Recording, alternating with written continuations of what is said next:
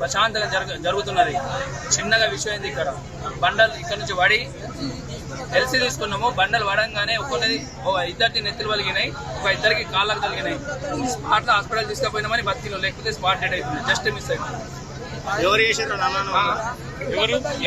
మేము చూడలేము, కానీ బండలు మాత్రం పడినాయి. ఇప్పుడు శోభయాత్ర ఆపేసిండ్రా మీరు? మేమే ఆపినాం. శోభయాత్రకు బండలు పడి, ఇప్పుడు బండలు పడిన మీద పోయినాయి. చిన్న చిన్న పిల్లగాళ్ళు ఉంటే వాళ్ళ మీద పట్టి స్పాట్ డెడ్ కదా. అందుకోసం ఆపేసి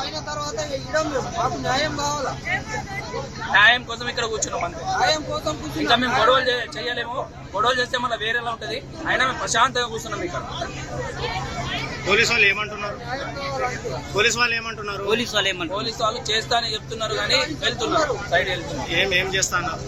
పరిష్కారం చూపెడతా అంటే ఎంటైన పరిష్కారం కాదు, 2-3 రోజుల్లో పరిష్కారం చేస్తామని సార్ చెప్పి వెళ్ళిపోయారు.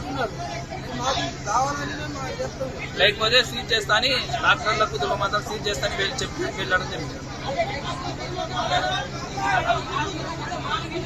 రాజశేఖర్, మరి మిర్జాపూర్ గ్రామం బైసా మండలం. ప్రతి సంవత్సరం దుర్గామాత ఘనంగా అందరూ కలిసి జరుపుకుంటాం ఇక్కడ. ఈ సంవత్సరం కూడా జరుగుతుంది. నిమజ్జనానికి 1 గంట దగ్గరలో ఉంది. అయితే ఇక్కడ దారిలో కరెంట్ లైన్ అనేది చాలా కింద ఉన్నది.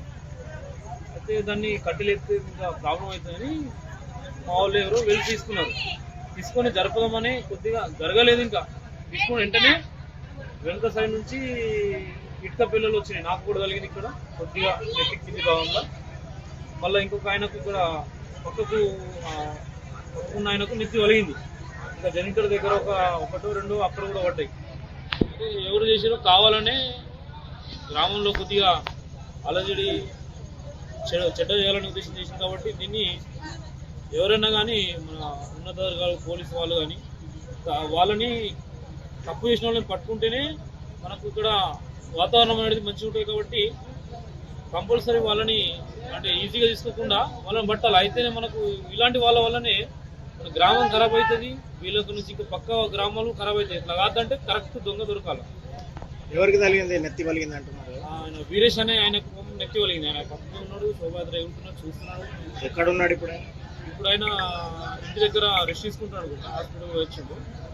మీ డిమాండ్ ఏంటి మరి? డిమాండ్ ఏం లేదు, వాళ్ళు తప్పు చేసిన వాడికి పట్టుకోవాలా ఫస్ట్.